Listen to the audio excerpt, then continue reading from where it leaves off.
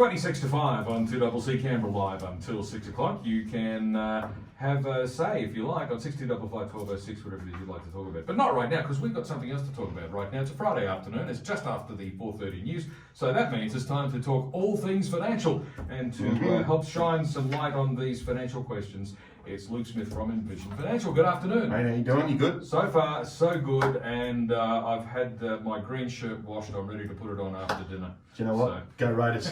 Let's just get that out there now. Go Raiders. Well, we'll do it again at the end as well. Why not? Today you've brought along with you yet another bodyguard. I'm a special guest. I have. And so, can you please do the honours? I can. So, as part of our understanding series this month, we're getting a specialist in each week to talk about things that come across my desk that aren't in my wheelhouse that I generally refer out for, which are very important parts of people's decisions. So today we're lucky enough to have Mark Poretti in from Trinity Law. He's a property specialist and is across how to buy, what to buy, and all of the legalities and things that we don't understand, which makes him very good at what he does. So I thought we'd just cover off some of the sort of key questions that I get regularly, and he can shed a bit of light on what to look for, what to consider, and sort of make what could otherwise be a very daunting and exciting purchase all at the same time a little bit clearer and a little bit easier to understand. So it's really nice. Thanks for coming in, mate. Oh, you're welcome. Good to be here. Well, I've got to say that when you're buying a property, whether it's a property to live in or a property as an investment property, either way, there's an overwhelming number of things to think about. Where do we begin? Yeah, well, I think it's quite daunting. So I think we'll throw it over to Mark and sort of say, can you give us an idea of, I guess, the things people should consider so that they can go into something, like a big property purchase with their eyes open?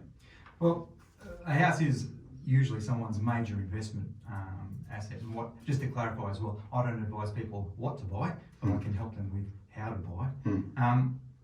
Luke's obviously in the business of wealth creation, and what we can do as part of our advice is help to protect that wealth.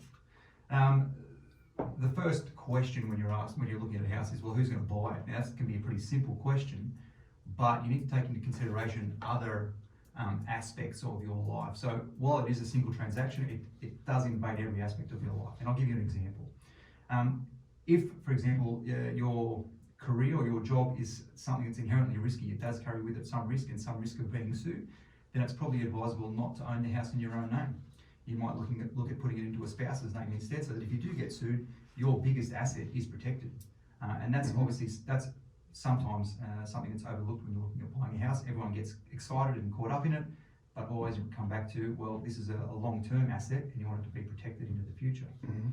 Some other points just quickly, if you're buying it with a spouse, are you buying it as joint tenants or tenants in common? As joint tenants, if one of the purchasers dies, it automatically is transferred to the other. It doesn't form part of your estate. As tenants in common, your half or your share of the property will go in accordance with your will, which more often than that will be to the spouse, but in some circumstances it isn't. So that's an important consideration. Yeah, that's a really important point, because in today's society, with the number of blended families that are coming together, part of what we see regularly is, well, what would happen as part of our estate planning, and we're going to have Mark back in another week to talk about the do's and don'ts in relation to wills, but it's something that we see a lot, because if somebody was to predecease a spouse and you've got a blended family, part of that estate planning process with your accumulated wealth is, well, where will my stake in the house go? And I think that point there is really, really important, and people understand the difference, because we often ask that question. I get, I don't know. What does everyone else do? So I think it's another one that we stress, like we did last week. What you need may be different to your friends. So don't assume that what they did is right or wrong. So maybe crack on with what you got there. Well, I think one of the mistakes people make when they're entering into a transaction, a conveyancing transaction, is just to think that it's a very simple process, one size fits all, and everyone does it, so it must be very simple. In fact, it isn't. There's so many different ingredients that need to be looked at and be done correctly, so in order for you to get the most benefit out of it. Some other things to consider before buying a house is looking at your loan approval. So at the moment, with the current pandemic, loan approvals are taking upwards of 45 days just to get approval. So if you're excited about buying, you need to act pretty quickly, firstly with your loan approval to work out what you can borrow. That takes time, and then you start looking. Yeah, that's a tricky one, isn't it? Because obviously if you're putting a finance clause in your contract, and your finance doesn't get approved within that time, you're in all sorts of bother. Absolutely, and that's a huge risk. We would always say to our clients, never ever exchange contracts to buy something if you don't have unconditional finance approval. Banks can be a little bit tricky. They might give you formal approval. You get all excited. That's not unconditional approval. That'll be subject to, for example, a valuation of the property, etc. So it needs to be very careful. Well, I don't know. I've been advised, or well, maybe advised is not the right word. It's been suggested to me. How's that? It has been suggested to me that it can be a very good idea to always put a finance clause in there, just in case you want an out. If you can find a seller that would agree to a finance clause, by all means. I think the other thing to stress here as well is the lending world has changed so dynamically in the last 6 months, 12 months, 18 months in light of the pandemic and even prior, that it's very important people stay on top of that sort of stuff. So we see a lot of people come in or go and see a mortgage broker. Yep, got pre-approval, great. The lending world could have changed in a number of months where they may actually not be able to get or continue or reconfirm that pre-approval because the criteria that the bank are looking at has changed. So it's something that people need to be mindful of because it can be very frustrating to have to go back through the application process to get refinanced. Yeah, And I think the federal government just recently told the banks to ease off a little bit on some of those conditions for lending. They wanted to make it easier for people to borrow, but you never know what the next change is going to be, do you? No, you don't. Even unless it's legislated, the banks are unlikely to ease up. But yeah, we'll keep you updated with progress in that regard. So when it comes to buying stuff, what are some of the expenses that people will incur normally in relation to the transaction? Well, I guess in relation to the transaction, there's always obviously legal costs, very important. Moving costs. There'll be stamp duty on a transaction. Stamp duty is an interesting one. That's just changed. That's now paid after completion. Previously it was between exchange and completion if there was a bank involved, but now it happens after. As long as the transaction costs, though, to consider, you've also got to consider your ongoing costs. For example, your rates, or if it's a unit in a units plan, body corporate levies. They can be significant, and they can, if you're on the line as to whether you can afford to purchase, that might tip you back into not purchasing, depending on what those are. Just some other points. If you are going to buy a new build, either not necessarily a unit, but a new house, have a look at who the builder is and research your builder. Make sure they've got good reputations and good reviews. Check their insurance, just to make sure that if something does go wrong, you are covered. Make sure there's enough concrete in the basement so that we don't see what's happened in Sydney. Absolutely. And then there's also listen to your professional contacts in relation to their contacts and referrers. They might, if you have a trusted advisor in your circle, they usually would only refer you then onto people that they trust because they've had experience with and they know do good work. So always rely on those referrals where you can get them. Now, of course, if you're buying as an investor, that's one thing. If you're buying a property to live in, it's a totally different kettle of fish in terms of what you might consider. For example, if you're buying a property to live in, your primary consideration is going to be, is this the house I want to live in? Does it suit my needs? Do I feel comfortable here? If you're buying as an investor, you're not thinking about your own needs. You're thinking about the needs of your prospective tenant, aren't you? Yeah, that's right. And I think, as part of a broader wealth accumulation strategy, whether it's commercial property, residential property, whether it's inside a super fund or out, I think, like we say most weeks, you need to start with the end in mind. Why am I buying it and what is it doing for me? And you'd look at that sort of asset structure and the individual property in the same way you would a share, a fixed interest fund or any other form of investment, that what am I going to get for the purposes? And the big distinction there is as you say, there's an emotional connection because it's my home. Yes. That will change the way you look at something against what am I getting from a return perspective and how does it fit into my broader portfolio? Because I'm not pro or anti property, but I'm anti an uninformed decision. And if that sort of investment is appropriate for what you want with the resources that you have, then property is a great opportunity to be able to accumulate wealth in a fairly controlled environment with generally very good security. Obviously, when you do your research and get your structures correct. So it's something that people should go into and think, well, why am I doing this? And what's the end game? Because it could be a medium-term project, it could be a long-term project. Your views on those sorts of assets are very different to the family home that you're going to live in and become, your everyday asset. So it's important to understand those differences. Now, I'm not the expert here, but correct me if I'm wrong. If you've only ever bought your own home before and you're thinking about buying an investment property, there's some additional things to bear in mind because the legalities may not be the same if you're buying investment property. The tax treatment might be different. You've got Correct. a different rate of finance. Yes, very much so. There's a few different things to think about. Yeah, very much so. I think that's a very, very good point because, as part of what somebody like Mark would do is to advise then on the appropriate structure. Are you buying it in joint names? Are you buying it tenants in common? Are you buying it within a family trust? Could you be buying it within a self-managed super fund? We see a lot of that sort of acquisition for the self-employed people that want to own the premise that maybe their business works out of. So, the skill set that Mark has is really to then be able to give you the questions to make you think about these things so that you've got the right structure, you can manage your deductions, you know what your income's going to be, and you've got control over what happens at the end. Because ultimately, a commercial asset or a residential asset that is for investment purposes will either be for capital growth or for income to fund your lifestyle, and getting all of that done right at the start gives you that peace of mind to know that you've got it correct. Now, Mark, the first thing you said was making up your mind whose name is going to be on the deed, whether you're going to put it in your own name or maybe in some circumstances you might want to put it into the name of your spouse. My first thought when I heard you say that was, yeah, but what if she turns around and runs off with the gardener and divorces you? I'm not a family lawyer, but I have it on good authority that it doesn't really matter. Not that I've asked that question. Yes, I thought, marriages don't always end well, I thought that might be a point that should be covered. Yeah. No, as I said from all reports, that doesn't really matter. Yeah. And if I ever lose my house, I'm not brave enough to take it off my wife. She can have it. Now, what are some of the more important technical points relating to a contract? What do we need to cover? Yep. So the contract of sale obviously is the agreement that creates the binding obligation between the buyer and seller. Consists of a number of parts. You've got your schedule, which is the commercial terms, the price, the completion date. Relevant searches, so you'll have a title search, a crown lease if it's a house, and a lease conveyancing inquiry. They are produced by the government, so it just shows a record of ownership, the crown lease, how long is your crown lease, given that the crown lease system in the ACT. One of the major things that goes into the ACT contracts are building and pest reports and a compliance report. Well, even if you're not in the ACT, it's still a good idea to have one. Absolutely, even if you're not. And then while it's not legislated, they're included in the contract, we would always say, go out and get your own report done. Yeah. And then it's not a ticker box. It's not something you can just quickly review and hope that everything's okay.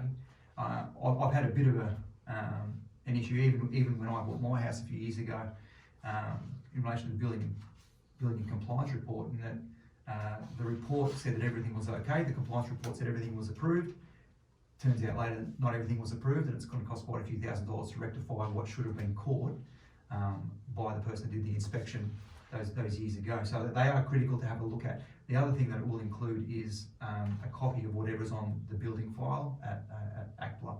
So have a look through the plans, make sure that it accords with what's there. We're not engineers and we're not builders, but everyone just thinks. Okay, so that would show, say, an extension or something that's been built in addition to the original plans, and that should all be recorded with them, so you know that whatever's been done post, it being originally built has all been signed off and approved. That's right. So if you know that an extension's been done to your property, but you don't get a copy of an approval for that extension in your building file, which should be part of the contract, then you know there's a problem and it's probably unapproved. Right. That should also show up in a compliance report that's provided by the person that does the inspection. I don't know what the rules are here, but I know I had a deal in Queensland where the home that I lived in for quite a while had a non-compliant pool fence. It was that way when we bought the place. And then when it came time to sell the place, thankfully nobody cared. But it was something that, one of those little things you don't necessarily think about, but you need to make sure all those little boxes are checked, don't you? So that particular thing is very front of mind for me, because when we bought our place, it's got a pool, but it didn't have a pool fence. Now, as soon as you touch a fence or non-pool fence in the ACT, it must be approved. We're 3 years in trying to get this thing approved, and it's very complicated. It's going to be to do it because you can't sell it without an approved pool fence. So we're in that process. Just another one of those bureaucratic boxes you make sure you're going to tick that, otherwise you're in all sorts of strife. And I think that's why, having Mark come in today and sort of raise these things for the listeners to be able to just remember that, as he said at the start, it's not a simple, it's not something that's just a tick, tick, tick, tick, tick, quick scan it off somewhere. I think we've, shown a number of examples today where looking at the detail and understanding what you're actually moving into can have some fairly significant consequences, or be them, rather expensive if you haven't ticked the right box at the start. It's 12 minutes to 5 on 2CC Canberra Live until 6 o'clock. I'm joined in the studio by Luke Smith from Envision Financial and today's extra special guest, Mark Poretti from Trinity Law. Back with more in just a moment.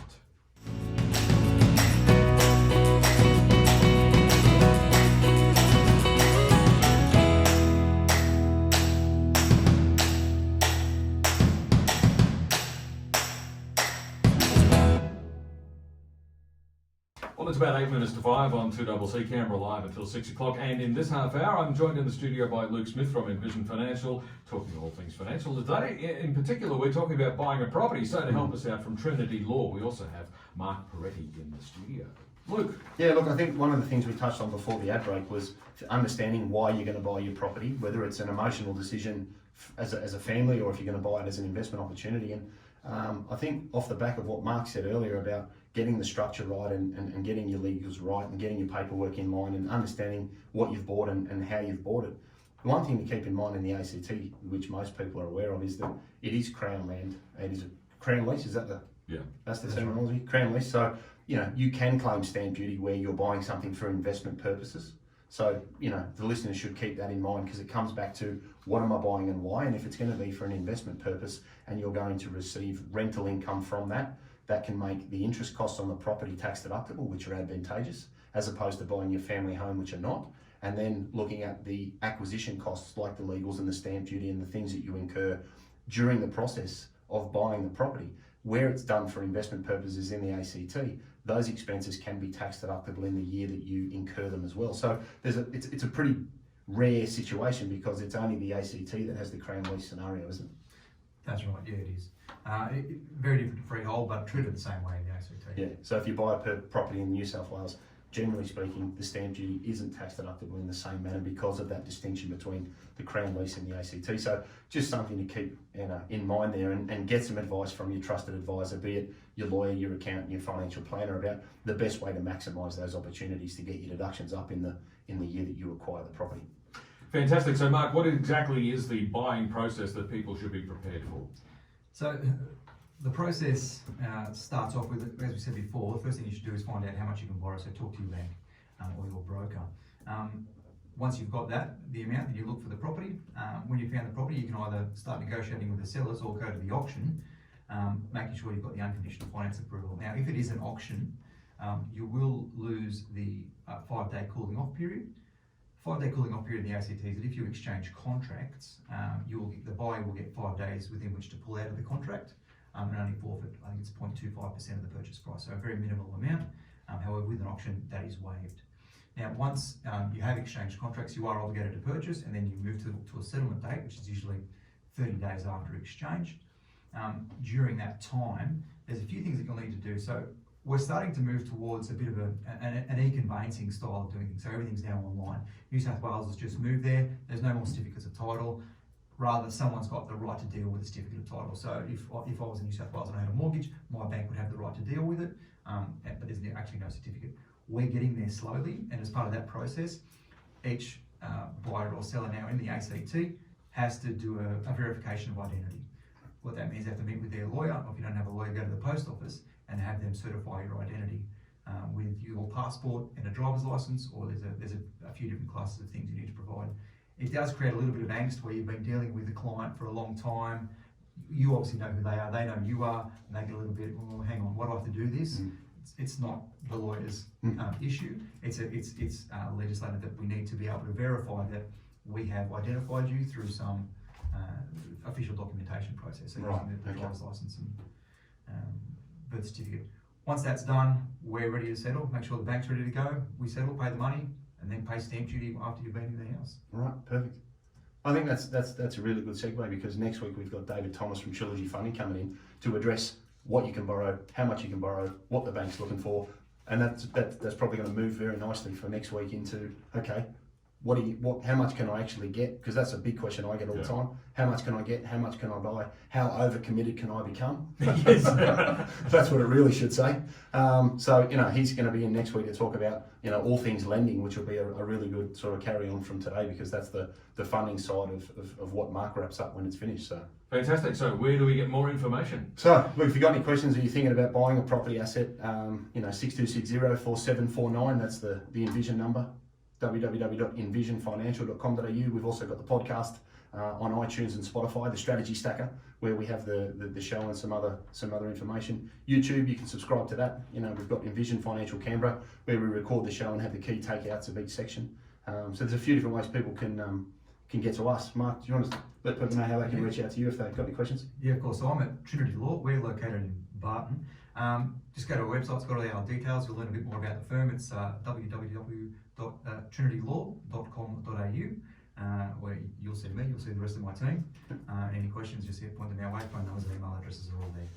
Beautiful. Fantastic stuff. Thanks very much. And Luke, we'll catch you again next week. We'll see you next week. Thanks, mate. Indeed. That's Luke Smith from Envision Financial, and today Mark Poretti from Trinity Law. On 2CC News is next.